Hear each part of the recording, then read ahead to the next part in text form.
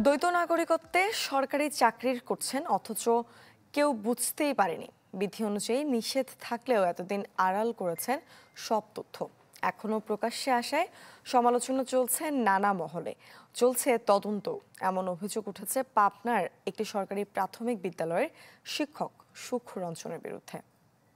নতুন বাংলাদেশ গড়তে এলো জুলফিকার স্টিল। জুলফিকার স্টিল, ইস্পাত দৃঢ় অঙ্গীকার। চাকরি জীবনে নেই কোনো অনিয়মের ফিরিস্তি, নেই অসদাচরণের হিসেব নিকেশ।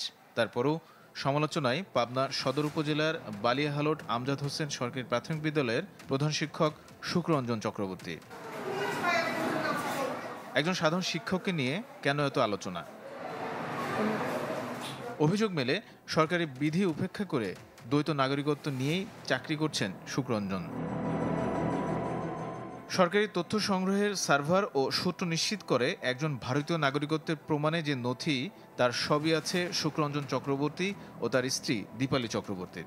ভারতের জাতীয় পরিচয়পত্র ও আধার কার্ড হিসেবে তিনি পশ্চিমবঙ্গের উত্তর 24 পরগনা জেলার দক্ষিণ ব্যারাকপুর শহরের দমদমের সূর্যসেন পল্লী 467 এলাকার বাসিন্দা।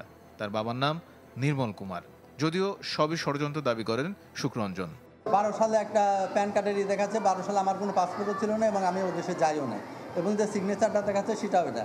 এখন ভোটার কার্ড কত সালে দেখাচ্ছে সেটাও আমি জানি না। এটা সম্পূর্ণই মিথ্যা এবং বানোয়াটি। আর আমার পৈতৃক ভিটামাটি আমার এই দেশে এবং পৈতৃক সূত্রে আমি এখানকারই বাসিন্দা। এখানে আমি 2008 সালে আসছি।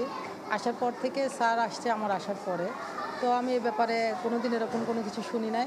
হঠাৎ ইন্ডিয়াতে যাইতো বা তার ওয়াইফ হচ্ছে 2019 না 20 সাল থেকে হচ্ছে ইন্ডিয়া থাকে, এইটা শুনছি, কিন্তু কখনো শুনি নাই যে হচ্ছে সে হচ্ছে দ্বৈত নাগরিক। আবার বাংলাদেশের জাতীয় পরিচয়পত্র অনুযায়ী পাবনা শহরের পার্বতীগঞ্জ এলাকার বাসিন্দাও সুখ রঞ্জন।